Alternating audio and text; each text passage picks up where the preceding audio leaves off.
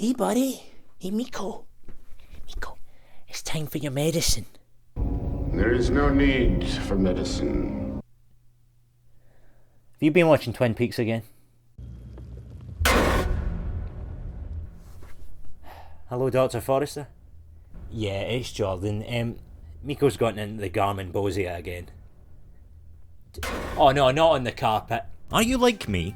In previous years, have you felt yourself become less interested in blockbuster films and wanted to try out those strange adult films you've heard so much about? Ones that are in foreign languages, ones that are shot in black and white, or ones that have children vomiting in cars as obese women scream for an agitatingly long period of time.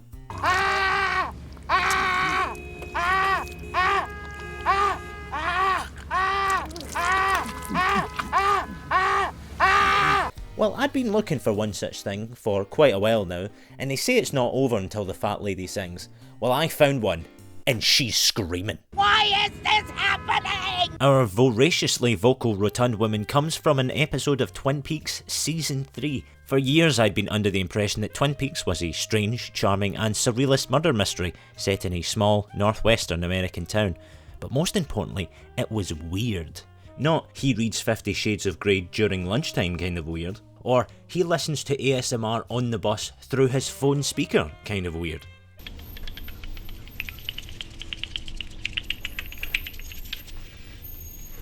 Everything is going to be okay.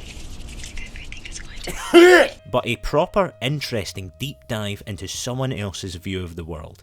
Well, as it turns out, after receiving the original series for Christmas and falling back in time to the 1990s, it kind of is, but mostly isn't. Do you have an appointment, Mr.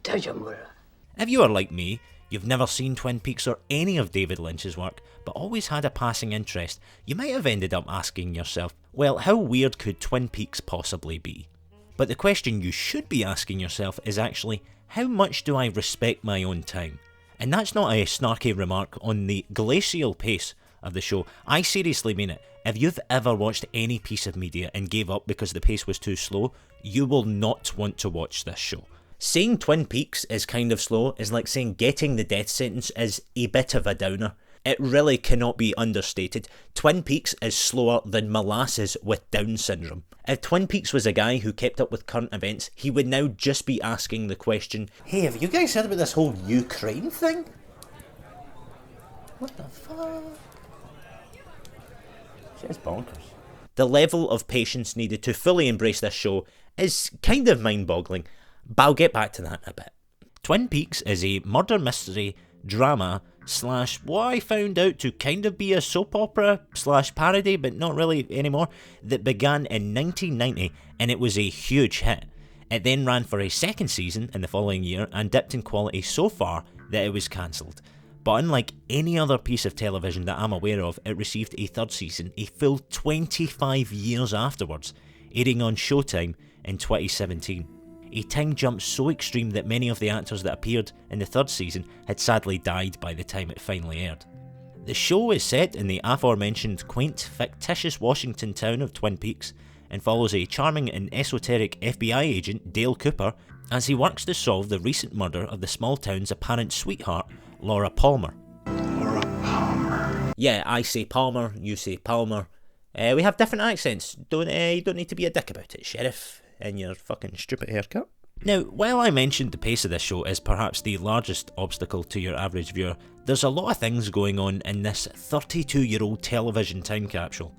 Things that I loved, hated, were relentlessly confused by, see the above obese screaming lady. But after watching the approximately 42 hours of content all 3 seasons of Twin Peaks has to offer, And the movie Fire Walk With Me, which I'm not going to talk about because I think it kind of sucked. I think it was terrible. Which a lot of people aren't going to like about that. But I tell you what, Twin Peaks Fire Walk With Me, what like Twin Peaks Fire Walk at the theatre with me, you know what I mean? As a movie that you sit down and watch from beginning to end, terrible. As a Twin Peaks, like Wikipedia lore drop, great Wikipedia page turned into a movie. Like the acting's good, but it's very, well, not all the acting's good, but it's mostly, it's shit. It's a fucking shit film. I discovered what I think are the main 3 pillars of Twin Peaks. I don't know how much it applies to all of David Lynch's work, but it sure applies here, so pay attention. We've got the strange, the range, and the pacing.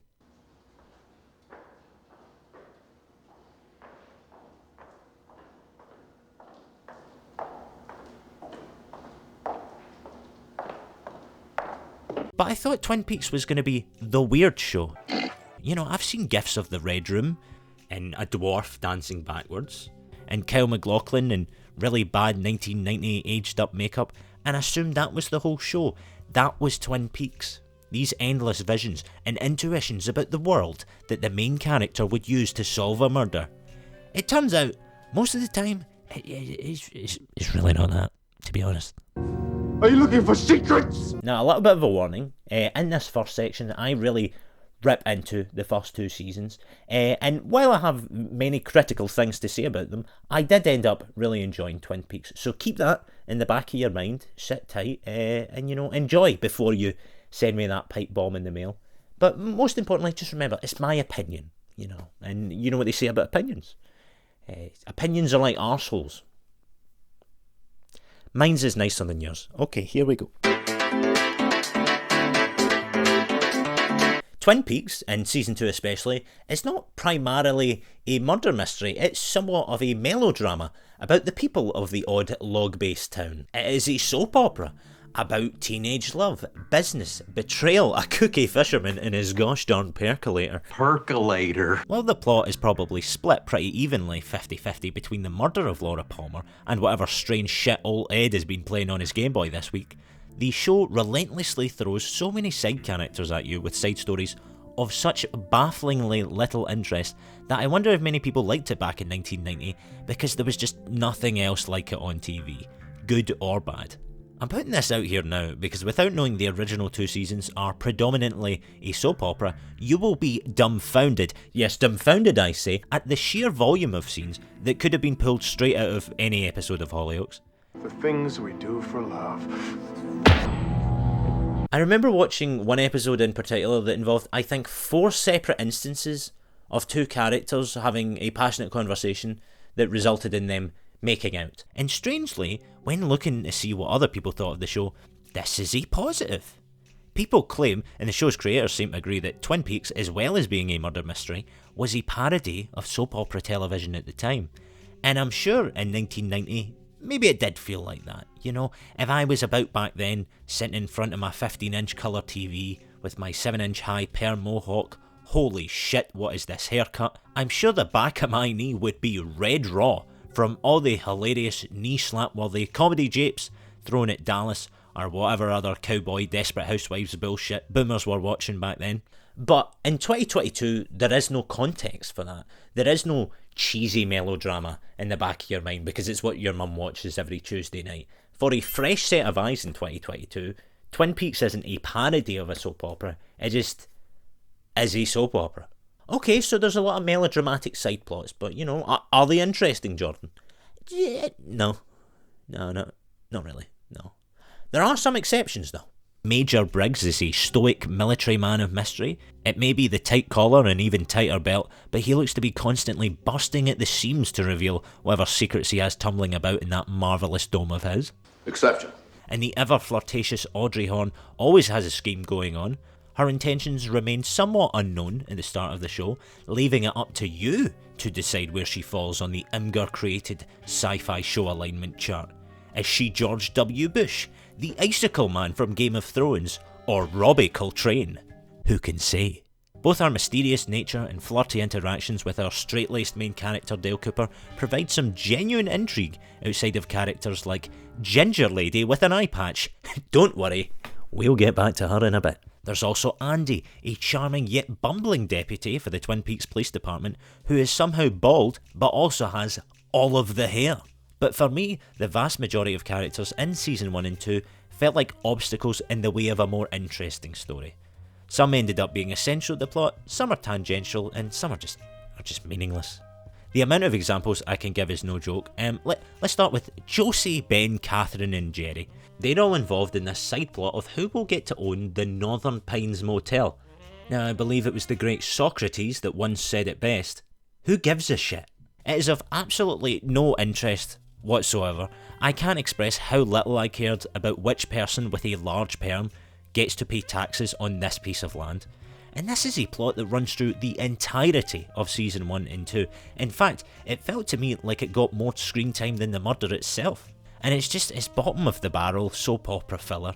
Even moments that do sound interesting are completely overshadowed by the intense boredom that the thought of real estate drama brings to my mind.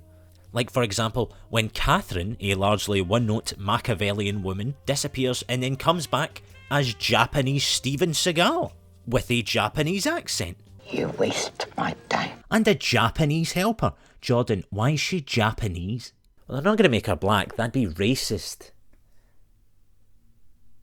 Wait a minute. Or how about Nadine? Brace yourself for this one. So Nadine is a middle-aged ginger lady with an eye patch who tries to kill herself, falls into a coma, wakes up thinking she's a teenage girl, and she also has superpowers now, and can throw grown men around like your gran with a Wiimote circa 2008. Admittedly, I did enjoy the strange side plot later on, where the teenage boy she becomes infatuated with gives in to her advances, as he later explains to his friend Bobby that her years of sexual experience and superhuman strength means when it comes to the bedroom, she nasty. Sorry.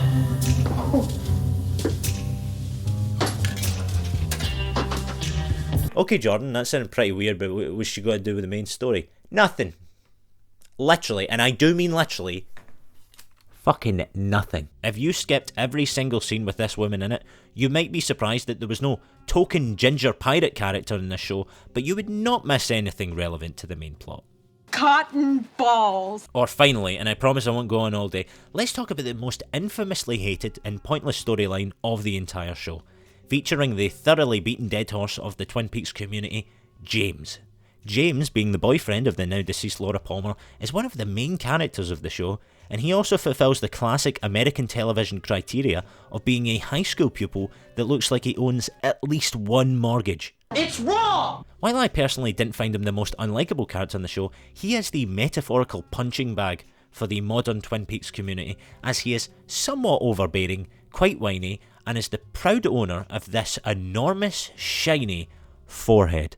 Hilariously, sorry, I'm looking at it off camera. This is one of the first ever shots we see of James, and before you ask, yes, I did take this picture and send it to my friends. I'm just going to let you guys take this. Okay, so at this point, I was going to write down the stupid side plot, but it's such a monotonous and boring side plot that typing it all out made me very, very, very depressed. So I'm just going to try to improv it and hope that I don't somehow kill myself halfway through recording. Midway through season 2, James is like, he's had enough. He's like, I'm sick of Twin Peaks. The Wi-Fi's shite. I'm leaving. And he gets on his bicycle and he drives away. And he gets at a bar and he meets a sexy lady at the bar. Which happens quite a lot. There's quite a lot of sexy ladies in this show, and bars. Well, mainly one bar, but there's lots of sexy ladies. And she's like, hey baby boy, I like your forehead. Can you fix shit? And he's like, yeah, I can fix shit. And she's like, oh cool, can you come fix my car? And she's like, you know. So he goes fix the car, and she's like married to some rich guy, and he's abusive, and he's like, all right. And then they have sex, because whatever. And she's like, oh, you're so beautiful, I love you. And she strokes his forehead. And but my husband, he's rich, but he's like abusive. Can you kill him? And he's like, oh, Jesus, bit much in it. And she goes, whatever, we'll talk about it later. So then some other stuff happens, and then James talks to like she has like a brother, her brother Frankie Muniz, who also has a big forehead. So like, good job casting. Maybe I should go on the fucking show. And he's like, oh yeah, I tried to kill her husband once, but he stopped me with his energy ball. I forget. And so then they kind of keep on going on, and some, you know, they have sex and stuff. And the lady's again to James. She's like, hey James, can you kill the guy? And he's like, no, it's wrong. And she's like, oh, no one's ever killed Thanos. I don't know what I'm going to do. Anyway, so then her and Frankie Muniz kill the fat rich guy, and James isn't really a part of it. And also, instead of James like leaving because this is a very awkward situation, he just stays around but is awkward about it, like a fucking angry raccoon just hiding in the bins. So anyway, then Frankie Muniz and her kill the rich guy, but Frankie Muniz isn't her brother; it's like her other boyfriend. And then they're like, we're gonna blame James, and James is like, what? And then Donna shows up. Donna is like James's pal, and Donna's like, hey James, I'm here to rescue you from this shit side plot. And he's like, aye, alright. And then some people cry, and then someone gets shot. And that's the plot. That's what happens there. And that's that. It has nothing to do with Twin Peaks or any other characters in the plot. You can replace all of that screen time with this one shot of Donna getting a postcard from James saying he's in San Francisco, and it would be the exact same television program. I'm sorry. I'm sorry if that was very awkward and long-winded, but I wasn't gonna write all that out. Holy shit, it's so boring. By the way, I will watch Twin Peaks again, but I shit you not, I'm actually gonna edit it. I'm gonna edit a better version of it together. I'm gonna watch it and I'm gonna take that out. Fucking load of shit. So that's the bad side plots, of which there are many. And there's other characters as well that are so dull I've forgotten existed. Like this Troy Baker lookalike, who has a book. He was a friend of Laura Palmer, and his whole existence is basically so that he can own this book that people want to look at. And there's other parts of the main plot which are a bit dubiously written. Like, for example, at one point Audrey goes undercover at an illegal brothel to find out some info, but it's not really clear what her plan is.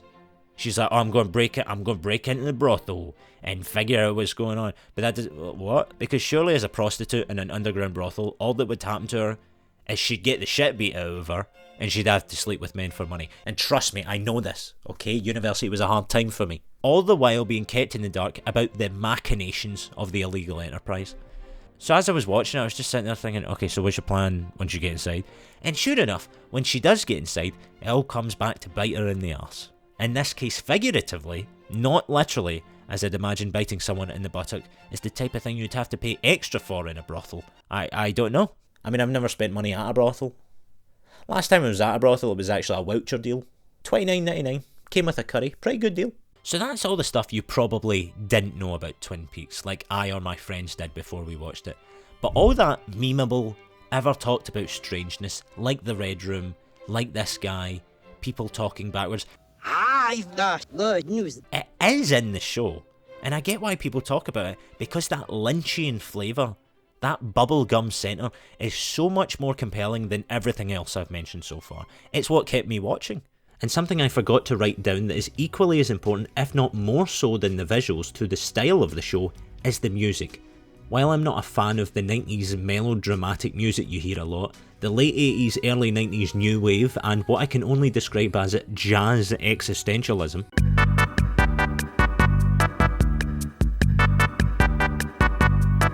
is perhaps some of the most thoroughly well thought out and watertight aspect of the Twin Peaks experience. When I see Twin Peaks as strange or weird, not all parts of Twin Peaks that aren't Sunday afternoon melodrama are some black and white nightmarescape of imagery. Oh shit, one of my home videos got in there. A lot of it is just kind of kooky weird, like odd, which is the most enjoyable part of the show, like Dale Cooper's somewhat unrealistic chirpy attitude as an FBI agent. Bacon, super crispy. Or the one-armed man's over-the-top Shakespearean episodes. There is no need for medicine. Or the log lady in her wacky cellulose-based fortune teller antics. These are enjoyable, and they paint the town as this little niche pocket universe away from the rest of the world, where things like this don't seem upsetting or odd, they're just a part of life. And as a general rule, when a town member's quirkiness contributes to Cooper's investigation, that... Wait, sorry guys, this is editing, John, did you just see that? Did you... watch this, look at the cup. Look at the cup in the bottom. Look at this. Fucking spider. Fucking spider in your tea. Oh, that's disgusting.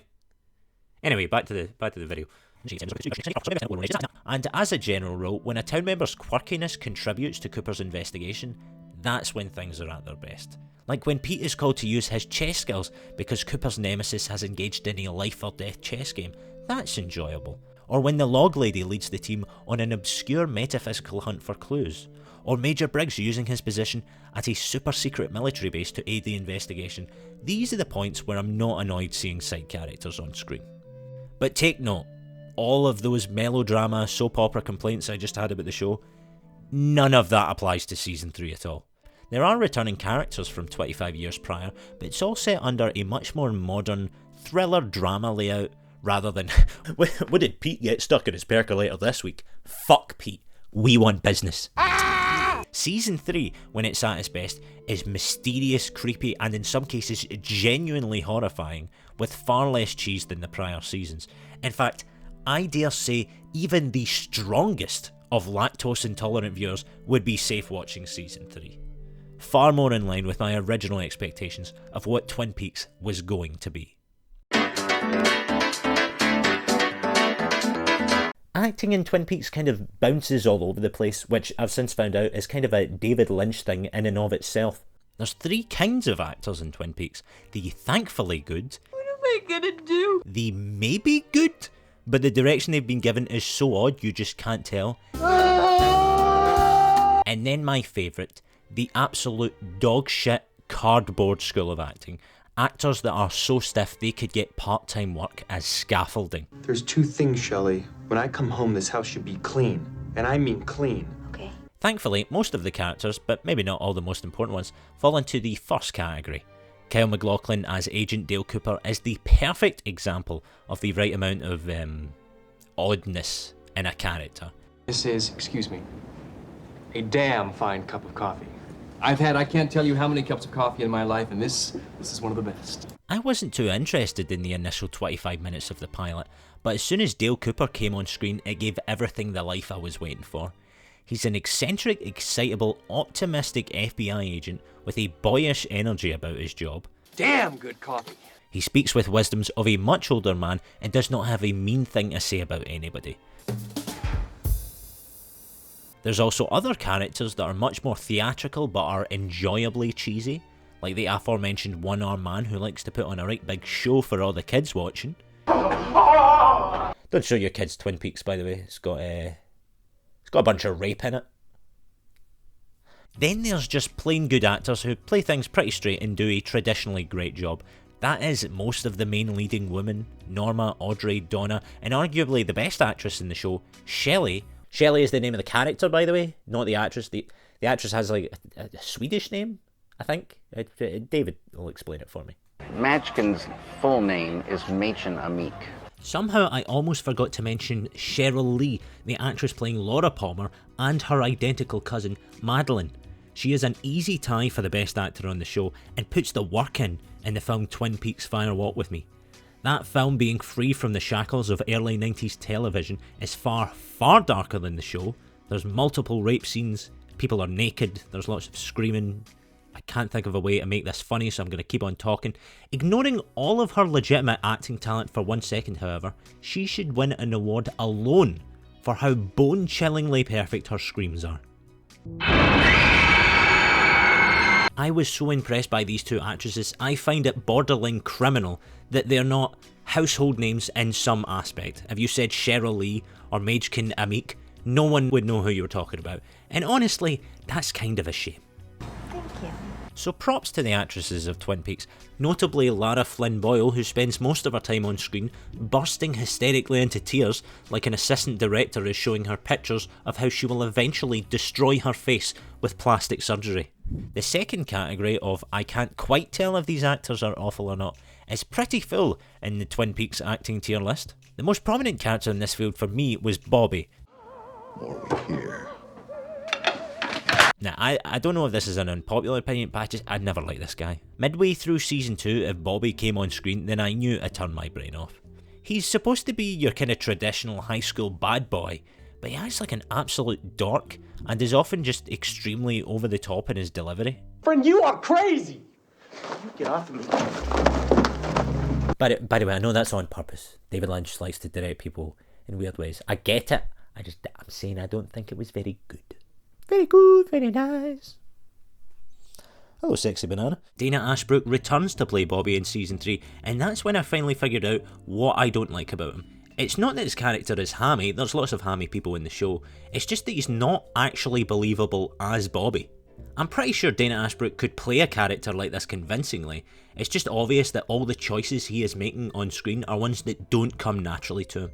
Every time you see him, you can tell he's acting and not just going with the flow. Shut up, man. There's also Leyland Palmer, the father of the murdered Laura Palmer, who is very,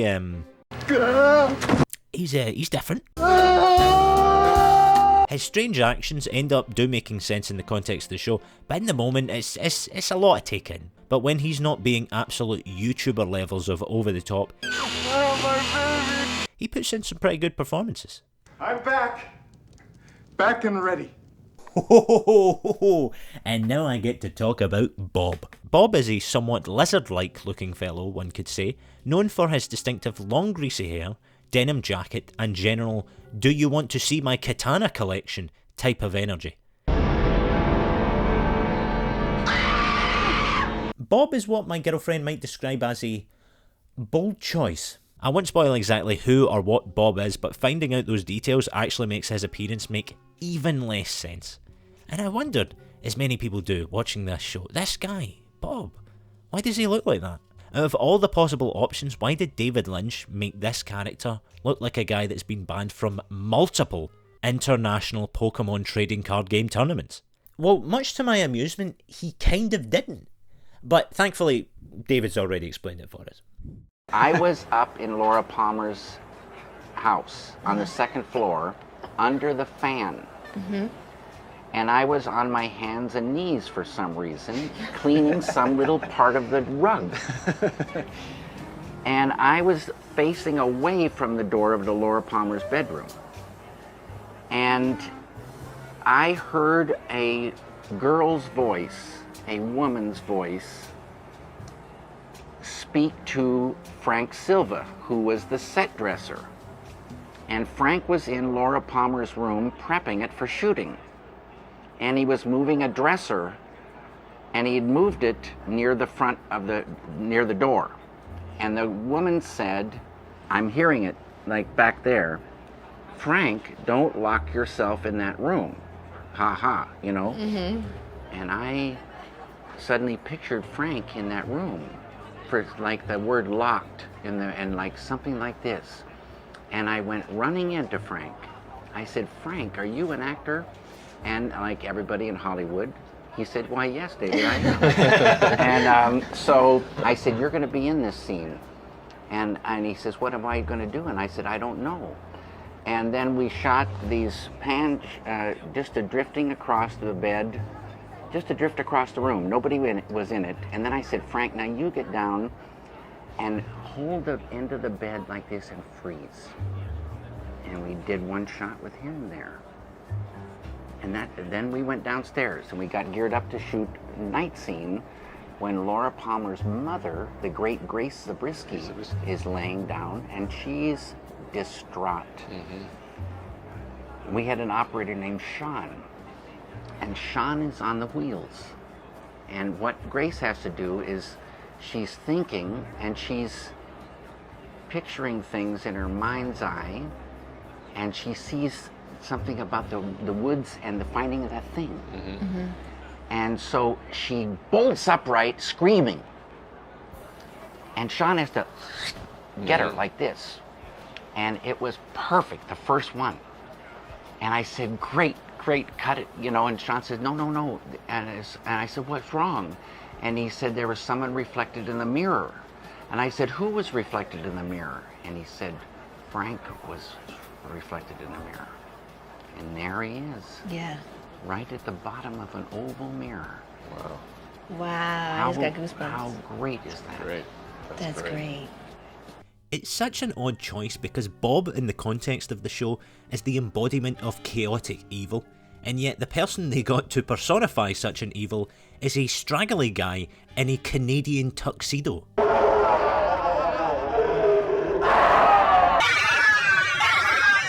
Another theatrical resident of Twin Peaks is one Benjamin Horne, the owner of the Northern Pines Motel and father of Audrey Horne. But he's also one of the few characters that has an arc and actually grows as a character, becoming more human and likeable as the show goes on. In fact, his return in Season 3, while fleeting, shows him as a much more contemplative, kinder man, and also showed me that he's a perfectly capable actor, actually. I thought so too. where in the original 1990 series he is this conniving businessman who loves money almost as much as he loves standing as uncomfortably close as possible to every character he's in a scene with. But never mind all that, because then we get to the how did you get this gig in the first place genre of actors. This category's Lifetime Achievement Award goes to Eric Dare as Leo Johnson, or maybe it's pronounced Eric Dare, as that's surely the only way he got this part in the first place, fucking bada bing bada boom. Eric Dare wins the unique and coveted award of the least convincing domestic abuser in television history. I have seen men display more genuine anger in response to the stubbing of a human toe than Leo Johnson threatening to murder his own wife. You smoke one brand of cigarettes from now on, because if I ever see 2 different brands of cigarettes in this house again, I'm gonna snap your neck like a twig. Okay, Leo, you have nothing to worry about with me, darling. That's right. I was so unimpressed and unaffected by Eric as Leo Johnson, I was constantly waiting for the upset where, mere seconds before Leo would murder someone, a wheelchair-bound old lady would roll into frame, killing Leo with one strike of a steel chair over the back of his head. Right to the spine. Any attempt of Eric to use his facial muscles to display human emotions are seemingly fruitless, as whatever little ratatouille-like mechanism that the animal living inside the greasy mop attached to his head is using to control him has not yet figured out what strands to pull to make his face do the things. Don't like it, get somebody else. No. Eric Dare is thankfully the only true member of the Bell's Palsy School of Acting. That was a facial paralysis joke for you there, hope you enjoyed that. I'm sure half of you did, the other half didn't even crack a smile. Ding! Everyone else in the show is either great or dubious at worst.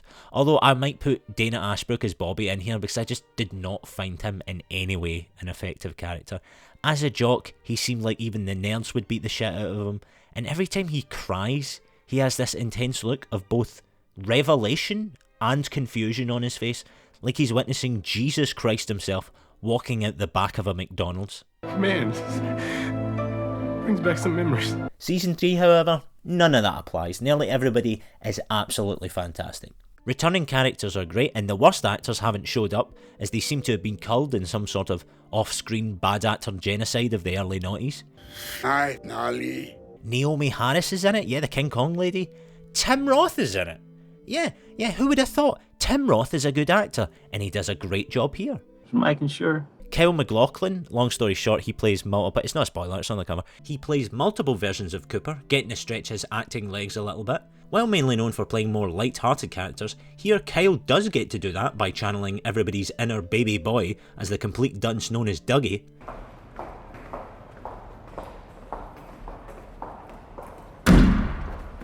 While also getting to show off some range by playing, for I think a first time in his career, a bad guy.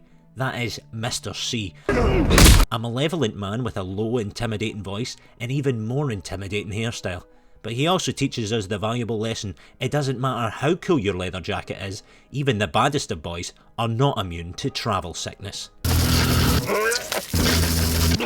Then there's Laura Dern, who plays an arguably new character in Season 3, and of course absolutely kills it. Fuck you. I'm sorry, I think we got off on the wrong foot. My name's Albert. Fuck you too, Albert. Okay. And once again, a returning character, someone that I've actually forgotten to mention altogether, and a highlight of the show is David Lynch himself. David Lynch plays, much like Kyle MacLachlan, a notably esoteric FBI agent, in this case Gordon Cole. Damn good coffee.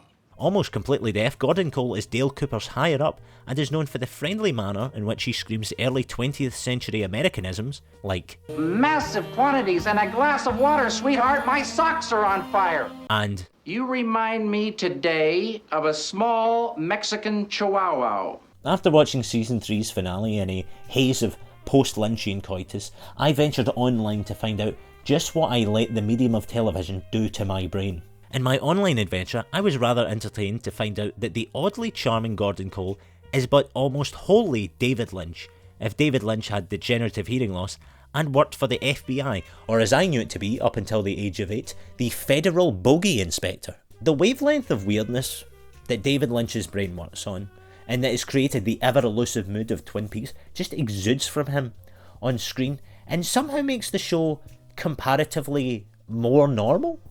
Like, Twin Peaks is a weird show, but as soon as David Lynch comes on screen, you think, oh yeah, no, I can totally see how this show came from that guy's imagination. It's a never-ending horror story. David Lynch is one of those filmmakers / incidental actors, a lot like Werner Herzog, who plays variations of himself on screen. Bet you didn't think you'd ever hear a Scottish guy say Werner Herzog, did you? Fucking welcome to 2022. But David is so wholly foreign from what would be considered a normal person that no one but the most talented character actor could dare play a role that was written for him. And whenever he does appear on screen, he usually steals the scene right underneath every other actor. Take another look, Sonny. It's going to happen again. While his character of Gordon Cole is naturally very loud and probably more outspoken than David in real life, in Season 3 you can see more of David actually come through on screen. He's odd, speaks in a slowly contemplative manner. It's very, very good to see you again, old friend. And much like many of his scenes, he just loves talking about stuff. Not necessarily plot points or goals, just describing happenings with intense fascination, and it's weirdly entrancing. I was in a derelict hospital in East London, and I was standing in the hallway. There were still beds in the wards. There was, excuse my French, pigeon shit deep everywhere. And there were broken windows, but it was this hospital.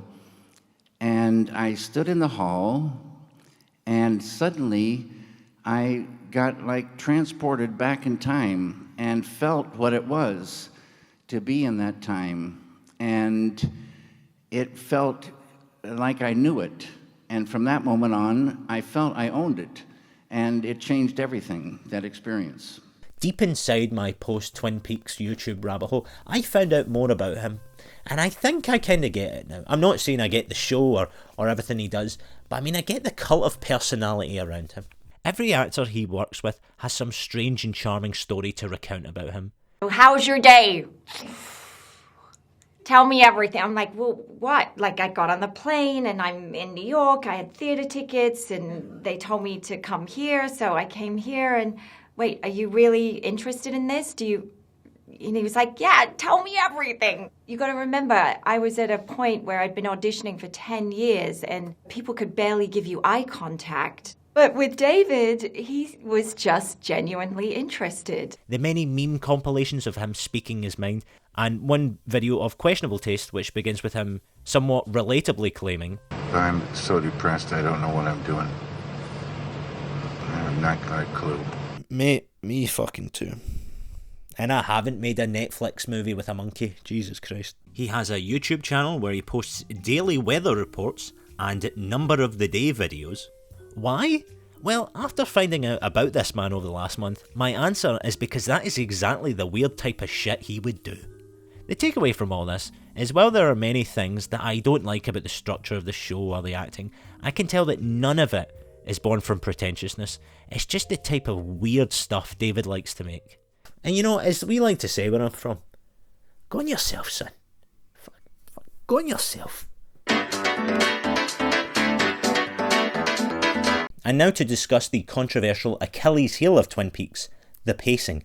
The true one deciding factor that turned this show from an intriguing must recommend to a frustrating battle back and forth between weird ideas and needlessly indulgent scenes where even the most patient of viewer will end up shouting, I think I'm high! This is the metaphorical straw on the metaphorical camel's back of the Twin Peaks viewing experience. The thing that made my friends stop watching it. They'd already been throughout all the ups and downs of Season 2, seen all the promise at the beginning of Season 3, and even with that, their broken psyches could no longer continue. To which, I don't really blame them. Let me just give you some prime examples to illustrate what I mean. So at the start of Season 2, we see this old man help a character that pixelated out because they're dead or naked or doing some fucked up shit I can't put on YouTube. The joke is here that this unknown senile old fellow, that he's a bit slow in the head. You know, it's not exactly 5G up there. It's all wood blocks and string. It's real grandpa's toy store in there. You know what I mean? So the character I blurred out needs urgent medical help, and the joke is that this old guy is too senile to understand. An annoying slow joke that it may be, it takes 4 minutes and 40 seconds to resolve. Okay, Jordan, well that sounds like a bit of a long-winded joke that didn't land for you, but does it get any worse? Why, yes it does. I call now to the stand Exhibit B, please. In season 3, there is this one shot we cut to of the Roadhouse bar at the end of the night, with someone sweeping the floor. Now you might think, as I originally did, oh, this is an establishing shot, we'll cut to the subject of the scene in just a second. But you'd be wrong, because as you can see through this entire run-on sentence, this guy is still sweeping the floor, and will continue to do so in front of us for, I kid you not, the longest 2 minutes and 19 seconds of my life. This is when the show is at its absolute worst, when you're just spending minutes upon minutes looking at absolutely nothing. You know, it's not mood setting, it's not character building, it's not even interesting to look at. We're just watching a guy getting paid minimum wage for 2.5 minutes, like some sort of serial killer ASMR. Now, I've found out over the last several years that, compared to the people I know anyway, I have exceptional patience, and I maintain that my completion of this goddamn show is evidence of that. Unfortunately, throughout the show, my time often felt like it was being wasted for fun, and I don't blame anyone who ends up calling it quits because they felt like the show turned into a David Lynch screensaver. Season 3 is easily the worst offender, whether that be a 9-minute shot of two people driving in a car, a very attractive foreign lady taking her sweet old time leaving David Lynch's hotel room, or the literal full-length music videos at the Roadhouse bar which punctuate every single episode of the season, to the point where if it cuts to somebody singing with 6 minutes left of the episode, you know you can skip to the credits already. This culminates in 18 episodes that equals just over 17 hours of content, telling a story that feels like it could have been comfortably told in about 8.5. And that's the problem. While Season 3 has a fantastic first and second episodes, seriously, the quality jump from the end of Season 2 to the beginning of Season 3 is insane. And I don't just mean technically speaking, like it really picks up in intrigue. There's boobs, there's bums, there's horror, there's intrigue, like all good birthday parties. I don't even know what am I even talking about most of the time? I just read the script, Jordan, you weirdo. Also, ex-UFC middleweight champion of the world, Michael Bisping is in it for some reason. That's right. Unfortunately, however, my friends warned me that it went downhill faster than those massive wheels of cheese that the English like to chase down hills, where most of Season 3 lies at the bottom of the metaphorical cheese-rolling hill, next to the now severely disabled English people who have once again been bested by dairy. Sorry, little addendum here. I realise I used the wording goes downhill as if to imply that the quality of this season drops off. It doesn't actually, it just drags on, takes ages to go anywhere. But I think I just got a little bit carried away with my cheese simile. But after all, I am a white man. What do you expect? In particular, in Season 3, there is a plotline concerning a casino. A plotline that I think is very much fair to say feels like an Act 1 inciting incident of the season, where our character gets into a situation, and we know that once he gets past that, we'll get onto the real meat and potatoes of what's going on. And throughout the plotline, we meet all these characters along the way, but most of them feel of no great relevance to the overarching story of the show. Not a crime in and of itself, but the kicker is, none of these characters are actually interesting. So sorry, I never meant to hurt anyone. I'd much rather see what Tim Roth and his partner are doing, as opposed to the casino boys spending forever lambasting a guy, or this boss man who's a boxer in a previous life. Yeah, they kind of have character, but not enough to be interesting. Not bad, huh? Like the two casino guys show up at the finale of the show, and I remember just laughing my ass off because they look like two single dads that have showed up to a party they are not invited to. Okay, Jordan, you didn't like the casino stuff, but surely that's just like Act 1 of the character's plotline, right? You'd think so, but no. Our gargantuan gambling antics remain unresolved until the third last episode of the show, over 15 hours in. Now, wowzers in my trousers, that's a long time. And as soon as it's done, you realise how absolutely meaningless all of it's been. Dale gets up with a plan, says thanks to everyone, asks a favour, and then just leaves. Nobody at the end of the show, whether you enjoyed it or not, is talking about the massive, near 16 episode long casino arc. No, you're talking about the Art Nouveau episodes, the finale, the fact that Shaggy is in it and he does a damn fine job. I want to go scuba diving. You're talking about the stuff you can fit in 9 episodes, not 18. You don't care about that scene where Cooper walks around a casino floor for 6 straight minutes getting jackpots. You get it. He's Mr. Jackpot. Mr. Jackpots. Or in the last episode, you get it. There's two people driving in a car. You don't need to watch it for 9 minutes. I don't need to see Professor Jujumbe from the episode. I know that's not his name, but I can't fucking remember. It's pretty close though. I don't need to see this guy paint literally like 9 shovels fully in gold. I got the idea after. He's painting fucking shovels. Cool, we can move on. Well, that scene with the screaming lady I keep on showing you. Yeah, that one. I have never been so aggravated by a TV show before. Like, how does this woman honk her horn for like nearly 2 straight minutes without getting shot? It did my head in so much I timed it. She honks her horn for 1 minute and 47 seconds before someone even bothers to ask her to shut up. Ma'am, please! Johnny, it's to build atmosphere and tension. Yeah, I know it is, but it gave me anxiety and I don't fucking like it. Johnny, if you don't like things that give you anxiety, you shouldn't watch 20. Would you fucking shut up? Get out. Get out. And B, why does she have to scream endlessly, like an Elmo doll stuck on the rinse cycle as the Antichrist rides shotgun?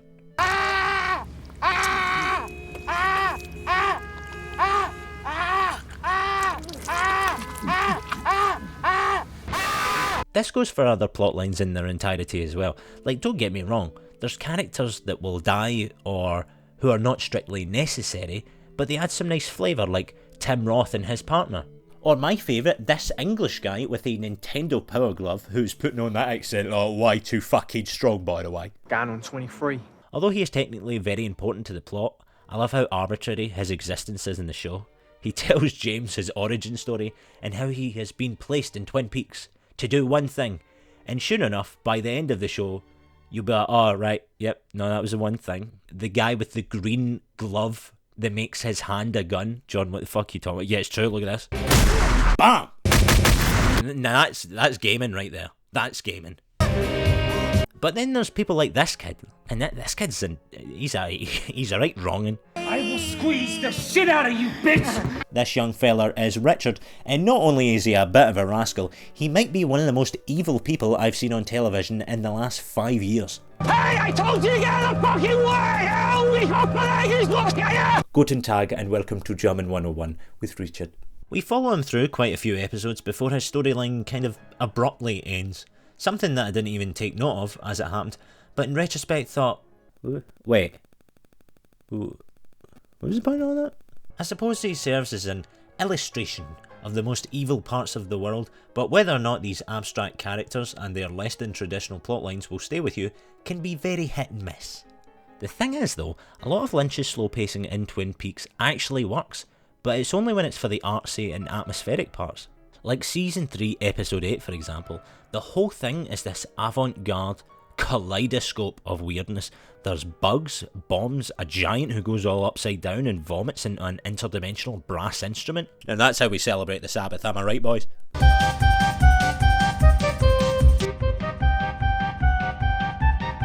And the whole 1 hour episode is just that, constantly. It's this cacophony of odd.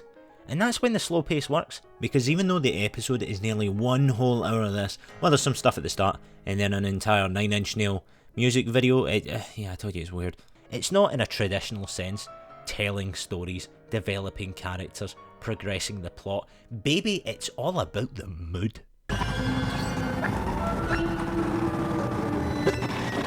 One fun thing about David Lynch's artsy-fartsy nonsense is the inevitable online deconstruction of it.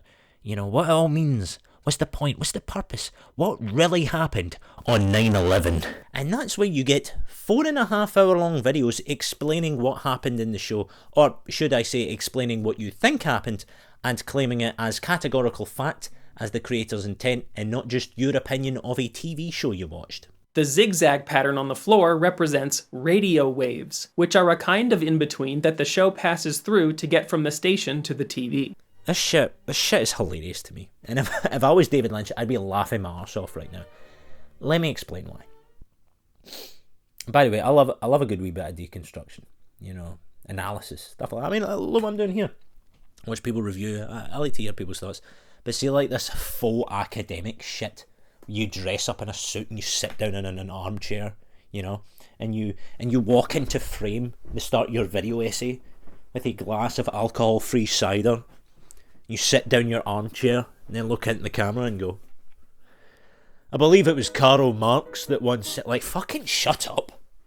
What a load of fucking shite.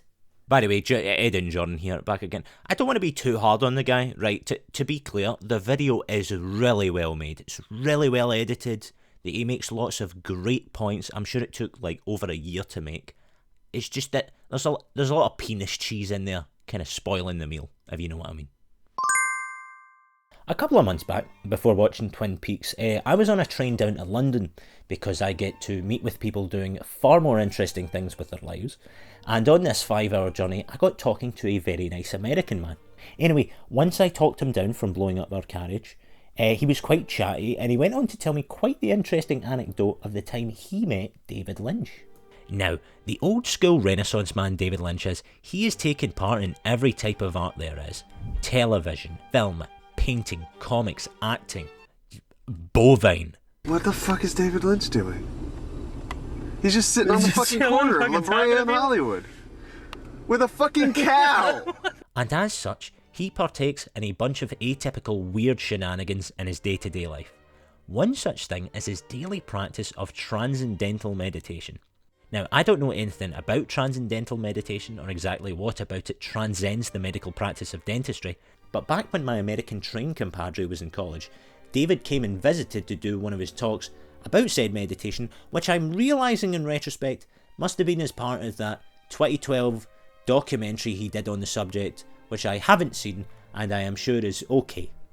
Transcendental meditation gives an experience much sweeter than the sweetness of this donut. After talking to the group of students my friend was a part of that day, David was invited to a little staff party, which I'm sure involved many miniaturised versions of everyday foods, because nothing says party time like sandwiches so small you can just inhale those bad boys. Now, the absolute suave Agent 47 character my new American friend was, after the talk he followed David to ask for an autograph, because he's fucking creepy. It's a creepy thing to do. But anyway, he ended up just walking into the party, imitating the presence of someone who would be invited to a post-meditation party with miniature sandwiches.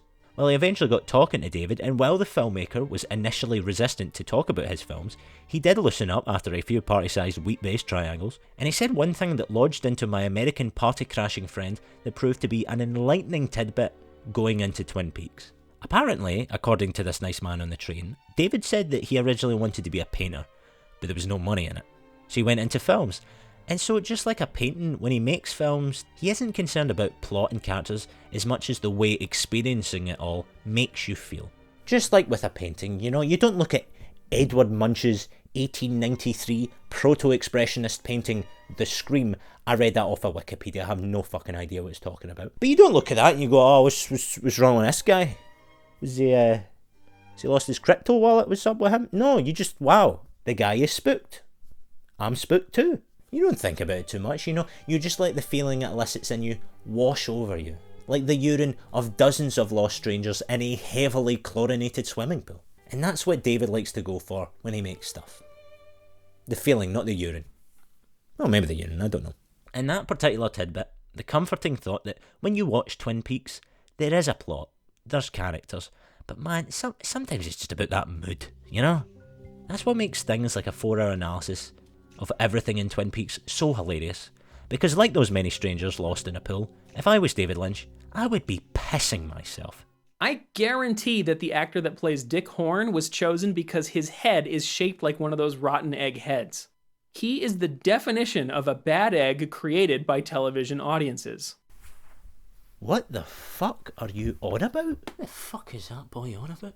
What fucking what's a load of shite? Mate. Alright, shuts up. Because even though there is a point in Twin Peaks, and you can infer meaning from things like this, it isn't always about the why. When I watched this episode and I got sucked into the otherworldly art houseness of it all, somehow calming and frightening at the same time, I remember thinking to myself, I wonder what it all means. And there is an explanation you can get out of it, but that's not the point. The feeling of, I wonder what it all means. That is the point. Yeah, there's an explanation. Maybe there is a reason that this guy's screaming, you know, maybe he invested his life savings in Ethereum and it all went down the toilet. But that's not the point, because he's screaming. And buddy, I'm screaming right along with you. And thus concludes our spooky Midwestern adventure.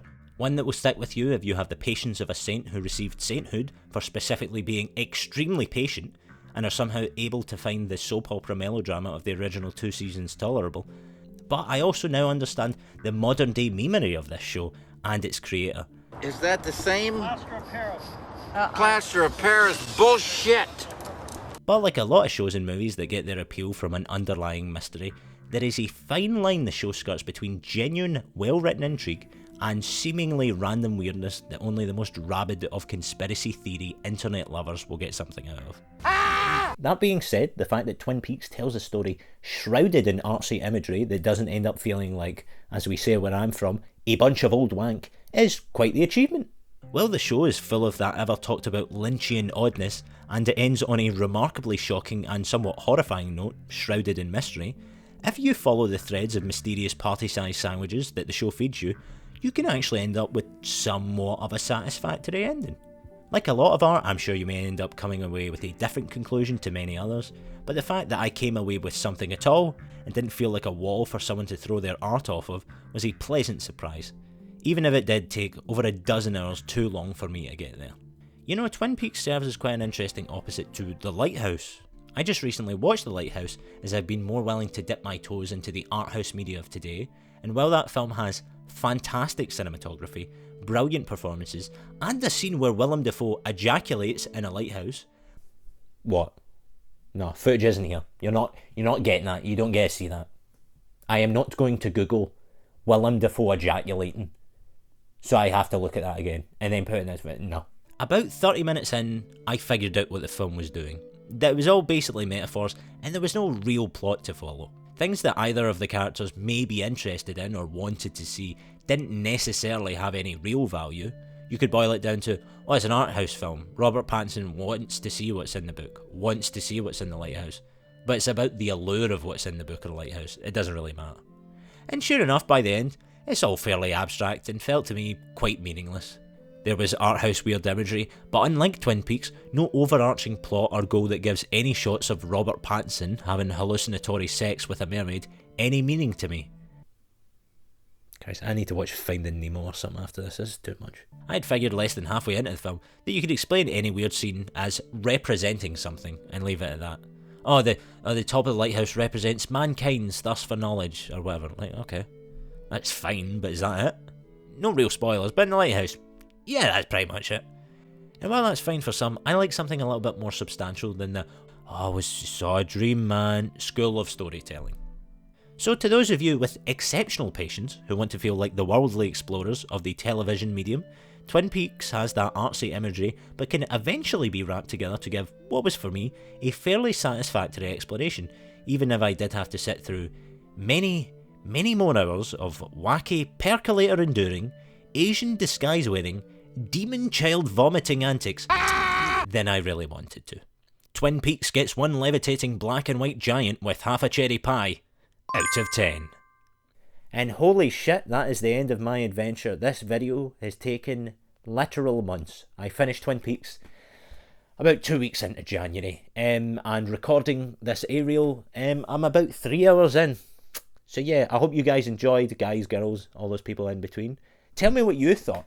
Did you like Twin Peaks? Lots of people have very different opinions, and this very long, hopefully entertaining and insightful video was just mine. Do you agree? Disagree? Are you going to send me that pipe bomb in the mail? Or are you going to pee on my face like everyone always does? Hope you guys enjoyed. Hope to see you around next time. And I'm going to go have a nap, because I don't want to think about Garmin Bozia ever again in my life. I didn't even explain what Garmin Bozia is. It's a wild ride, y'all. You have a good day. I'll speak to you soon.